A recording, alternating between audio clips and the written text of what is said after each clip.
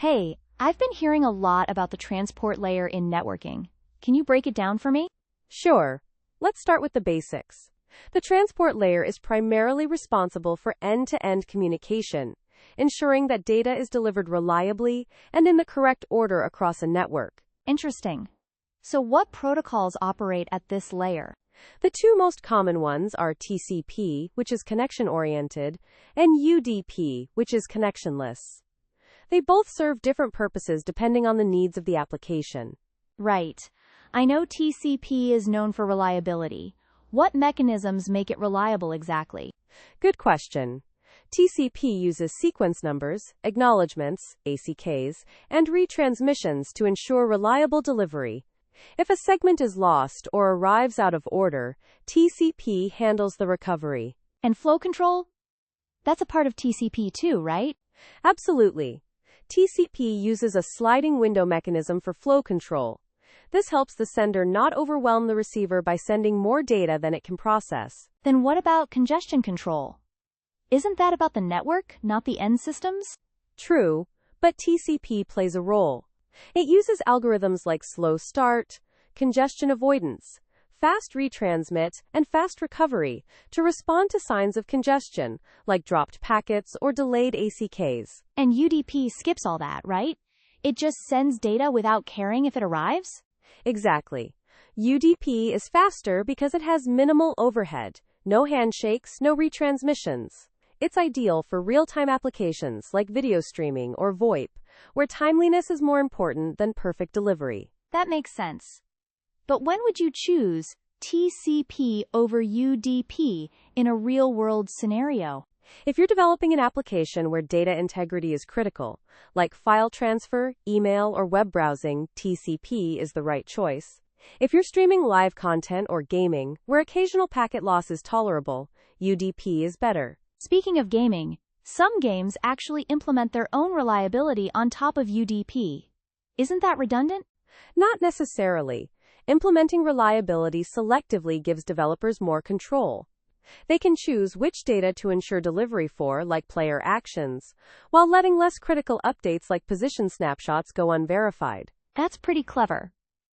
So how do port numbers fit into all this? Port numbers help the transport layer direct traffic to the correct application process. For example, HTTP typically uses port 80, while DNS uses port 53.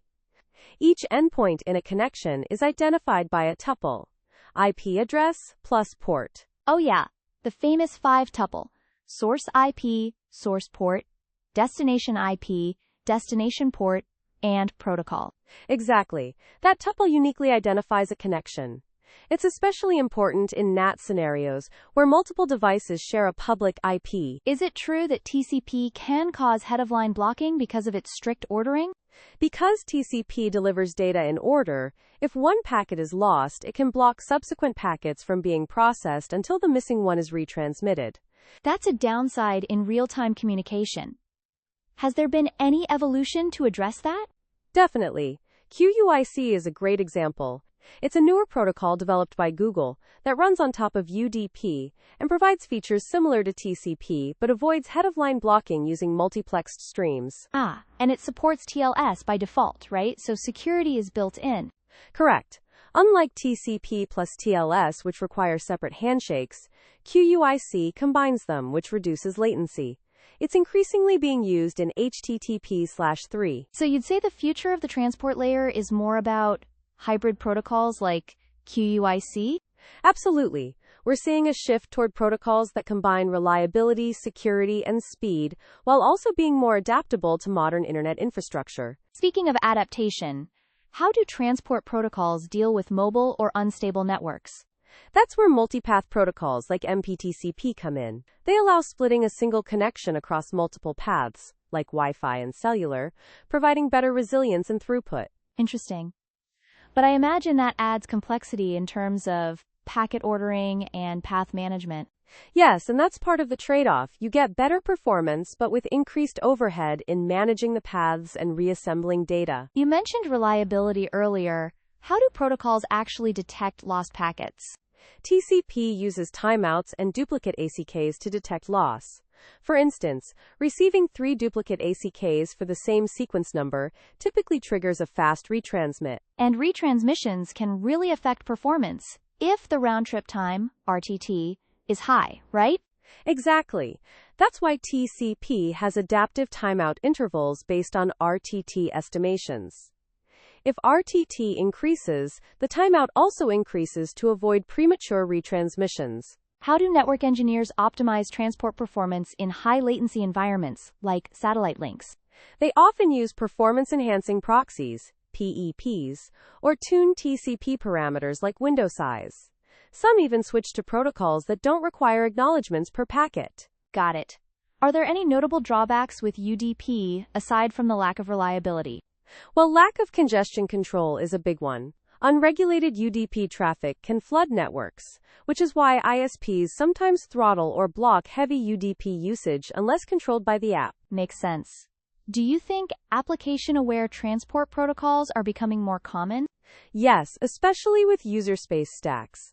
Applications are increasingly tuning behavior based on their specific needs instead of relying on generic OS-level TCP stacks. That reminds me of kernel bypass techniques like DPDK or RDMA for ultra-low latency applications. Exactly. Those techniques allow direct memory access and reduce CPU overhead, which is crucial for high-frequency trading or high-performance computing clusters. Is TCP still evolving, though? Or has it hit its limit? There are still tweaks being made, like TCP/BBR from Google. It uses a model-based approach to avoid traditional congestion window guessing, resulting in better throughput. I've read about BBR. It's particularly good over lossy networks, right? It doesn't treat loss as congestion, which is a huge departure from traditional TCP behavior like Reno or Cubic. So overall, transport layer design is really about balancing trade-offs, reliability, speed, complexity, and compatibility. Exactly. And as applications diversify from IoT to AR/VR, the need for transport protocols tailored to specific use cases will only grow. Thanks, that was a fantastic deep dive.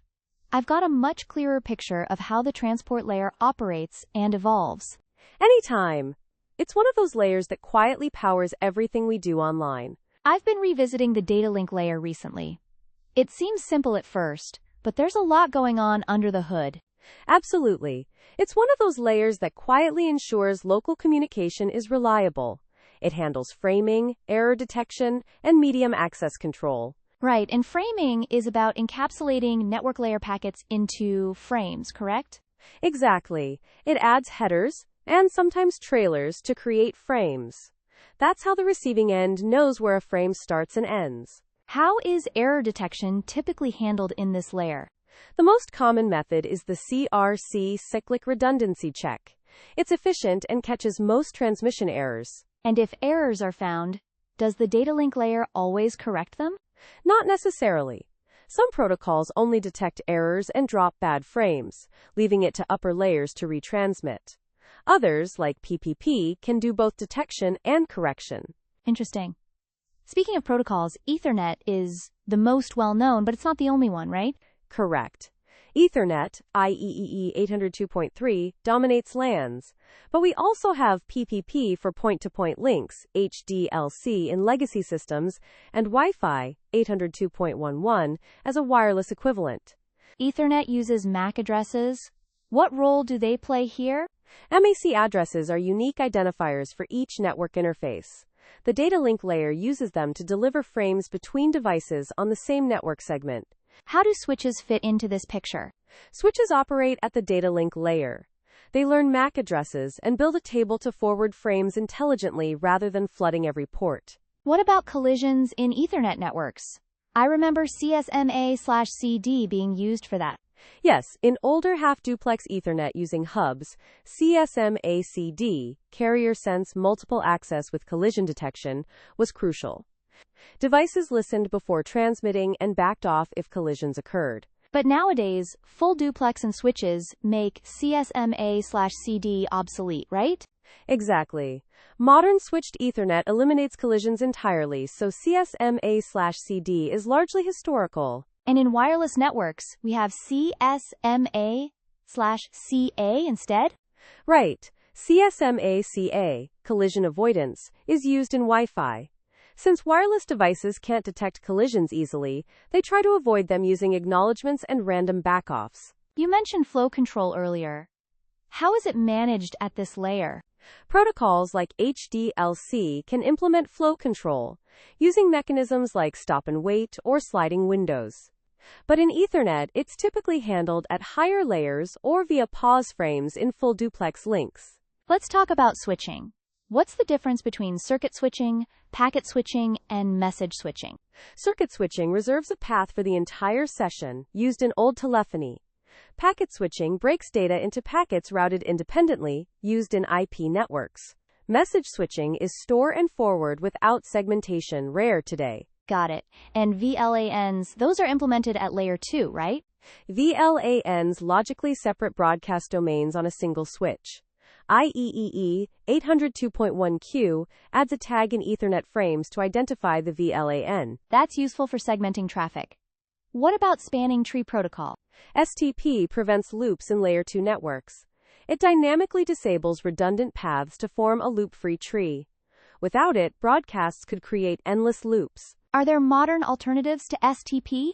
Yes, rapid STP, RSTP, speeds up convergence, and protocols like Trill or SPB replace STP entirely for more efficient layer 2 path selection. Ethernet frame structure is also worth mentioning. What fields are in a standard frame? A typical frame has a preamble, destination MAC, source MAC, type/length field, payload, and a CRC trailer. VLAN tagged frames also have an additional 802.1q tag. What's the typical max transmission unit, MTU, for Ethernet?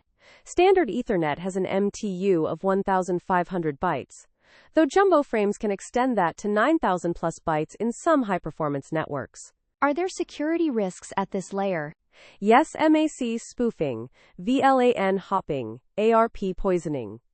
Layer 2 is vulnerable without proper switch configurations and network segmentation. So how do you mitigate that? Port security, dynamic ARP inspection, VLAN pruning, and using 802.1x for authentication can help secure Layer 2. Wireless LANs add another dimension. How does Layer 2 differ in Wi-Fi?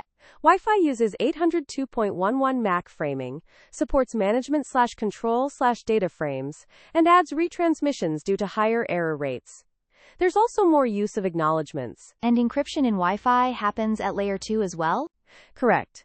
WPA2 and WPA3 use encryption and authentication mechanisms integrated into Layer 2 before IP traffic begins. Can you think of any trends or innovations at this layer? Definitely. We're seeing more SDN-controlled switching, hardware offloads for MAC functions, and AI-assisted network optimization at Layer 2. Interesting. Do you think Layer 2 is being abstracted away too much in cloud and virtualized environments? To some extent, yes. Virtual switches and overlays like VXLAN are changing how we think about Layer 2 boundaries, but understanding the fundamentals is still essential. Totally agree. You can't debug network issues properly if you don't know what's happening at each layer. Exactly. Even in virtual networks, understanding how MAC learning, flooding, and frame forwarding work can save you hours of frustration. Well, this has been a great discussion. Data link layer is way more complex and important than most give it credit for. Absolutely. It's the unsung hero of the OSI model, doing the dirty work of local delivery while staying invisible most of the time.